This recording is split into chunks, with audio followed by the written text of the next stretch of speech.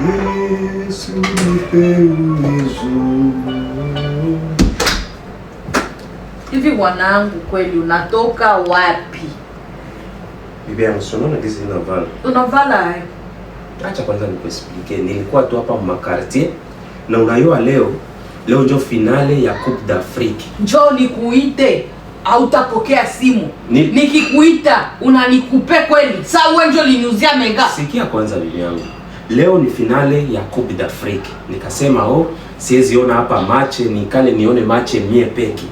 Nikasema umwe niende kwa François, rafiki yangu François, nikale pale tuone match naye. Match haikuwa ni tuiona peki. Na ikikushangaza leo acha nigusa hapo. Maroc inapiga Senegal 3-1. Hivi Maroc ndio inabeba kufa. Bwanangu, hivi kweli utaachia sema bongo mwaka gani? Utaachia sema bongo wakati gani kweli? Bibi yangu mara kwa hii moya siko na kudanganya. Ndeza toa hata telefoni yangu nipigia hapa François, utasikia François iko kwake. Nilikuwa na François tunaangalia match yote mpaka naacha François iko napiga mayai ananiambia. Bana semaka siku ya sikia na mwacha François iko napiga mayai ananiambia rafiki yangu sikale kule mayai.